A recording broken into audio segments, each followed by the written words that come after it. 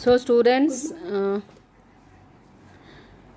हमारा जो last second part था इस चैप्टर का, उसका थोड़ा सा हिस्सा रह गया था। एक प्रॉब्लम की वजह से हम उसको कंप्लीट नहीं कर पाए थे। तो ये लास्ट हिस्सा हम देखते हैं आज के। जो बहस चल रही थी कि अगर हम ज़्यादा पोलाइट होते हैं तो उसमें हमारा फ़ायदा है या नुकसान। तो यहाँ पर जो राइटर हैं वो ये कहते हैं कि हम हो सकता है कि हमको मटेरियल एडवांटेज ना मिले ज़्यादा पोलाइट होने पर, लेकिन मुझे यकीन है इस बात का कि हमें स्पिरिचुअल जो विक्ट्री है वो ज़रूर हासिल होगी, रूहानी फ़ायदा हमको ज़रूर हासिल होगा।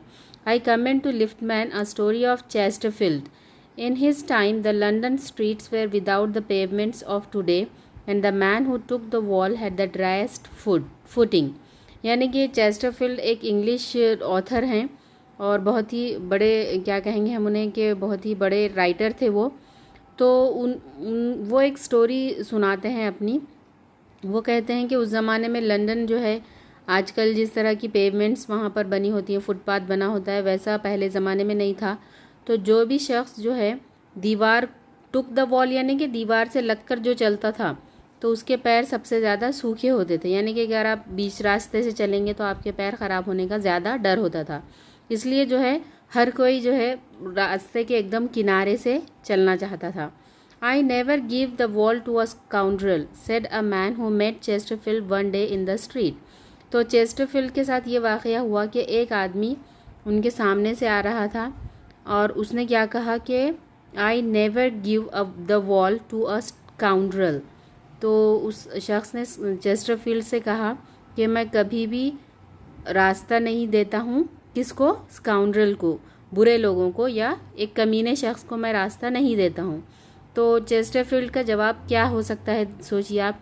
क्योंकि सामने वाले ने उनसे बदतमीज़ी की थी, लेकिन उन्होंने जवाब में क्या किया? जवाब में चेस्टरफील्ड ने क्या कहा? I always do, said Chesterfield. लेकिन चेस्टरफील्ड ने जवाब में क्या कहा कि आप हो सकता है स्काउंड्रल्स को रास्ता नहीं देते होंगे, लेकिन मैं हमेशा स्काउंड्रल्स को रास्ता देता हूँ। यानी कि ये वर्ड उन्होंने कहा नहीं कि आप स्काउंड्रल हैं और मैं आपको रास्ता दे रहा हूँ, बल्कि उन्होंने बिल्कुल एक विट्टी सा, बहुत ही अक्लमंदी से जवाब दिया कि मैं हमेशा दूसरों को, चाहे वो कितने ही बुरे हों, मैं उन्हें रास्ता देता हूँ।